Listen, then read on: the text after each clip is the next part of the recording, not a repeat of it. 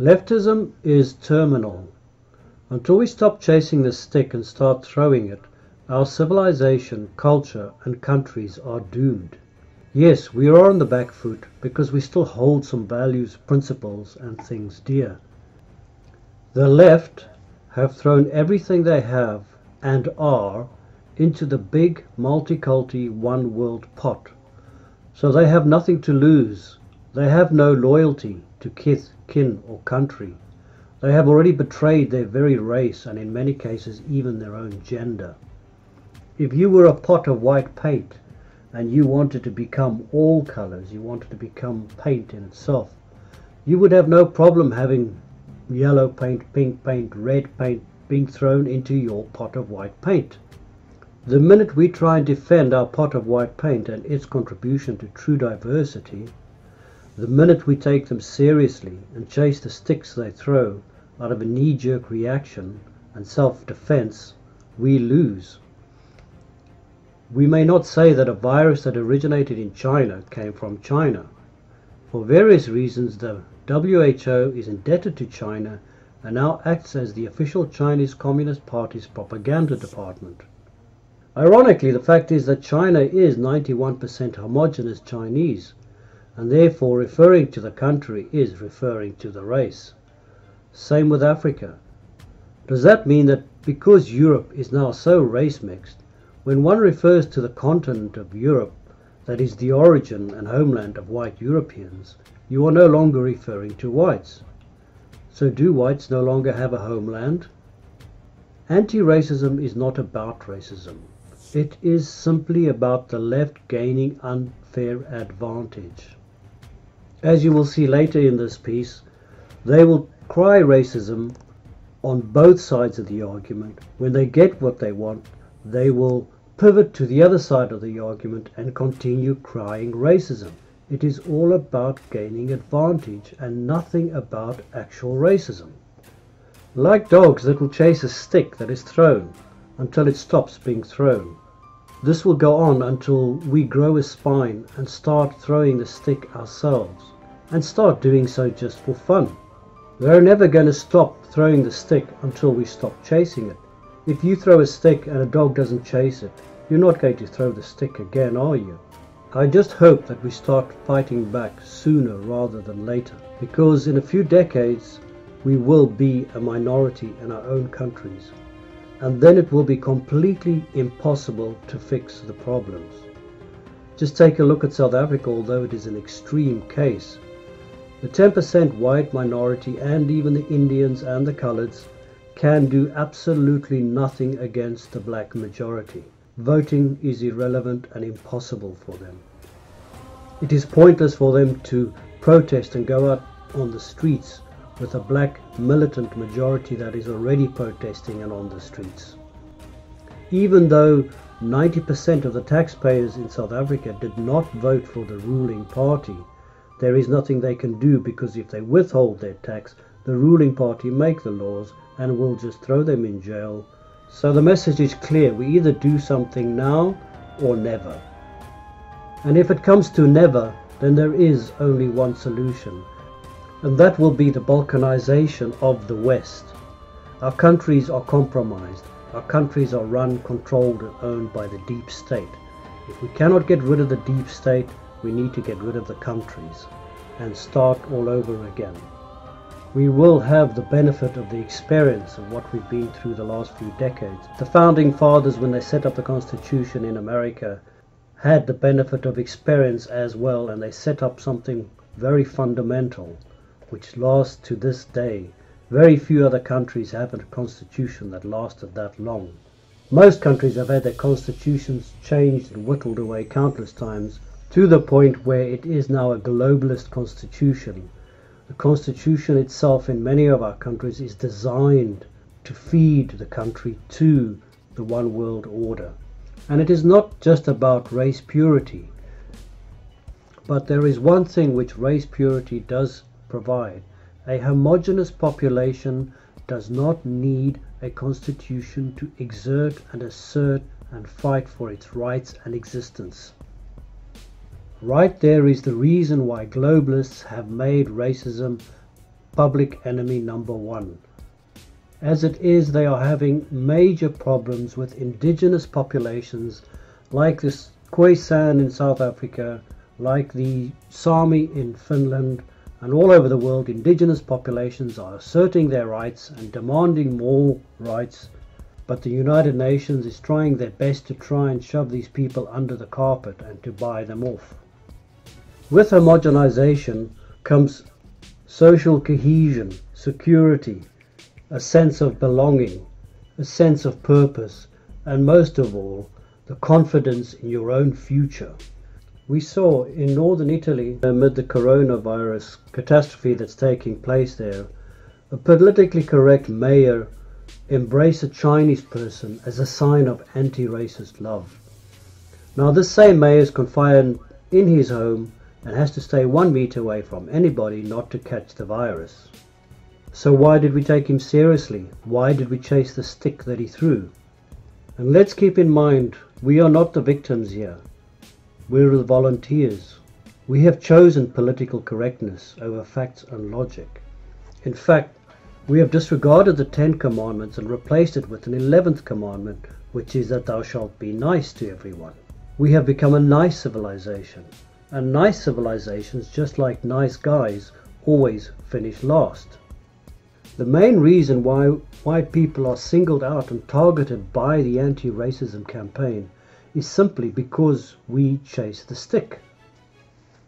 Even people of other races in other countries look at whites in awe, confused by the mindset that whites are in. In Venezuela, they have surmised that we are mentally retarded. The Chinese have even come up with a name for this phenomenon. We have become a weak, inferior race, easily browbeat into submission, afraid of being labelled a racist, even though the other races outnumber us 9 to 1 and take advantage of us and walk all over us. We all know the reality of nature when it comes to the weak. Nature does not have patience for it, and that is the path we are going down, survival of the fittest. The attitude of the powers that shouldn't be is everybody is entitled to social justice but white people. This ethno-masochism can't last much longer without devastating and near irreparable consequences for the economy in the West in general. It is not a coincidence that the virus is having such a deep impact in Europe because of its free and open society. However, this is waking up a lot of people to the bullshit of social justice, and the world hopefully will be radically different after this. We have seen many politicians, activists and journalists who call Trump and everybody else xenophobic or racist for wanting to shut down travel from China back in February. They're now the ones saying that he didn't do enough early enough to combat or prepare for the virus. You can't win with these parasites. They will call you racist on both sides of the fence. The obsession with this social justice and anti-racism is terminal. It will end our culture, our society and our way of life. And that is exactly what the left want. Or at least it is what they think they want, is what they've been told to want, because to be honest, they actually haven't really put much thought into it. And you just spend 5 minutes with a proper debate with any one of them, and it will very quickly become clear that they have not actually put any thought into their ideals. The scenario has played out time and time again, and they have still not seen it. In the 1990s, the Clinton administration gutted US banking regulations to make it easier for high-risk people to get mortgages. Then banks were ordered to give a higher volume of mortgages to blacks and Latinos under the threat of very serious federal penalties. A future US leader named Barack Obama appeared on the scene, leading rowdy protests in front of Chicago banks demanding more and easier mortgages for black people, as racist as that is. A group of Republican congressmen protested the removal of banking regulations, and the media and Democrats screamed racism. Within a few short years, Republicans completely gave up, and the new Republican president, George W. Bush, embraced the Democrats' rhetoric on social justice home loans. And that is how conservatives have now become left-wing parties. Clinton's HUD Secretary Andrew M. Cuomo, at a live press conference, openly conceded that the foreclosure rate would increase under his policies. However, he said it was the right thing to do to fight social injustice. In less than 10 years, foreclosures got so high that it wrecked the US economy and caused a worldwide ripple effect.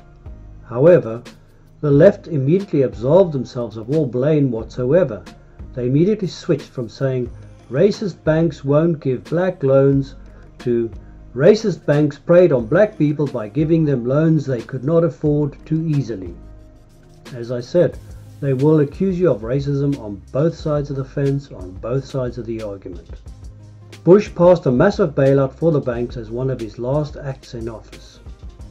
Andrew Cuomo went on to become governor of New York, and his entire history of being the architect of the mortgage crisis is erased from memory.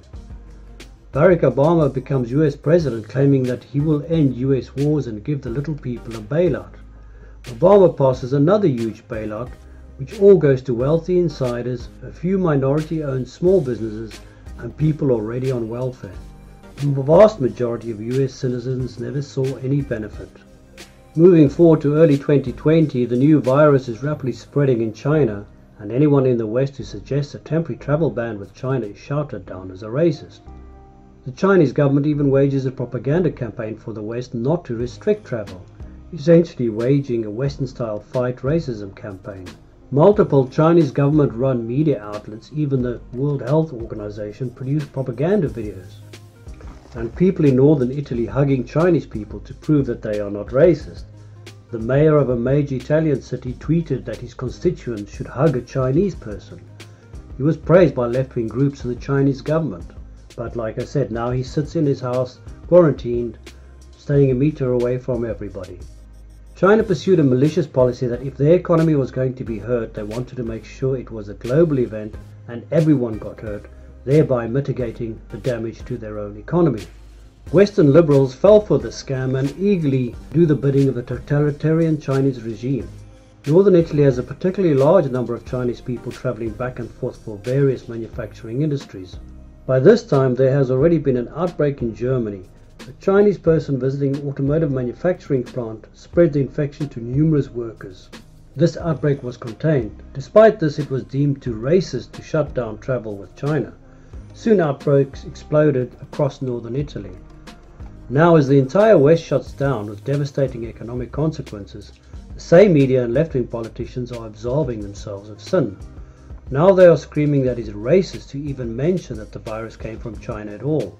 Anyone using the phrase Wuhan flu or Chinese virus is deemed a racist. You cannot bullshit a virus.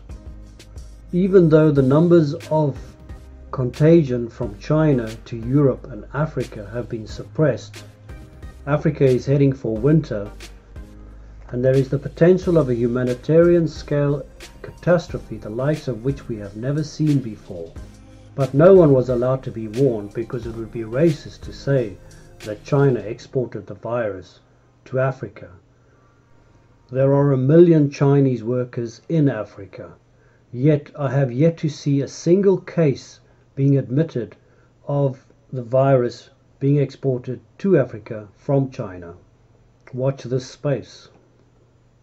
Thanks for watching, and please remember to like, subscribe and hit that notification bell. Credit to Renaissance Horizon for highlighting the fact that the big banking crash was not about just the greed of banksters, but it was actually self-inflicted through political correctness. Indeed, affirmative action and black economic empowerment is a very dangerous game, but like leftism, it is all terminal.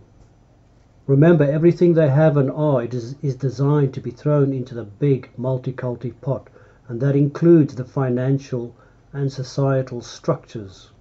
We are dealing here with free radicals, and the only way to treat them is with chemotherapy and amputation.